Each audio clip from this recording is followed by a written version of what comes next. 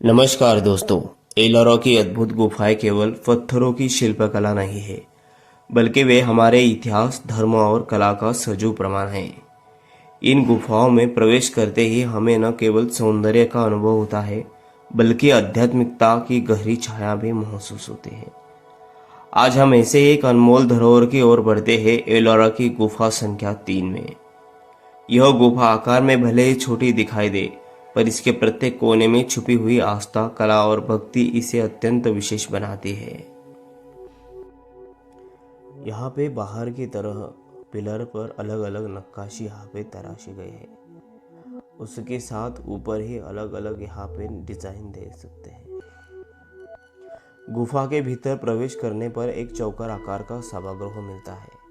यह सभागृह प्रत्येक और तीन तीन स्तंभों को समर्पित है, यानी कुल 12 स्तंभ। इन स्तंभों की घटपल्लव शैली की नक्काशी शुभता है, जिसका प्रचलन गुप्त काल 5वीं शताब्दी से मिलता मिलता है।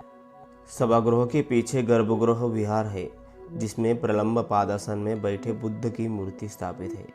दुर्भाग्य से उनके दोनों हाथ जो धम्म चक्र प्रवर्तन मुद्रा में थे, टूट चुके हैं। बुद्ध की इन प्रतिमा के चारों ओर विशाल बोधिसत्व की आकृतियां बनी हैं।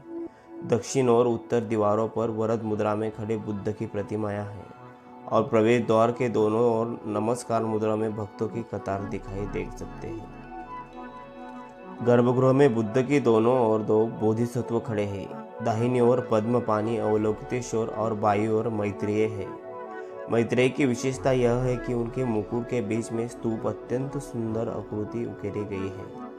दाहिने हाथ में चामर धारण किए मैत्रेय बहुत ऐठ से खड़े हुए प्रतीत होते हैं।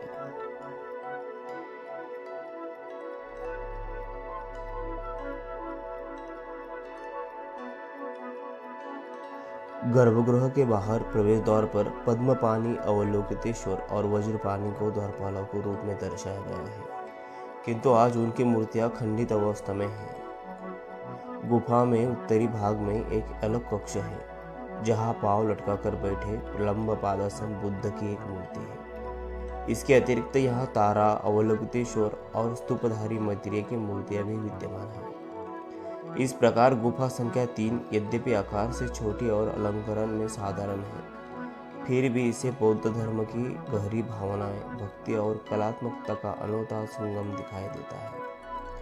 यह हॉल बहुत ही बड़ा है और साइड में यहाँ कोशिका देख सकते हैं।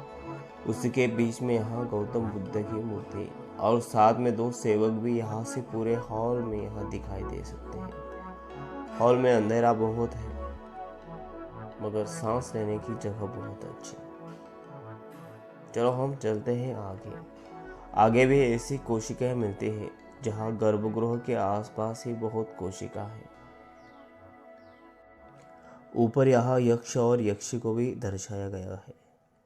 उनके यह हॉल बहुत ही छोटा है, मगर यहाँ आने से मन को शांति और सुंदरता मिलती है। एक बार भी आप जरूर आइए और आग बंद करके इस क्योस में बैठिए।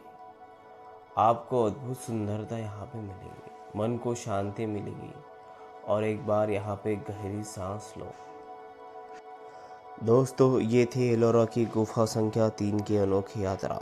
अगर आपको हमारा यह वीडियो अच्छा लगा हो तो इसे लाइक, शेयर और सब्सक्राइब करना बिल्कुल न भूलें।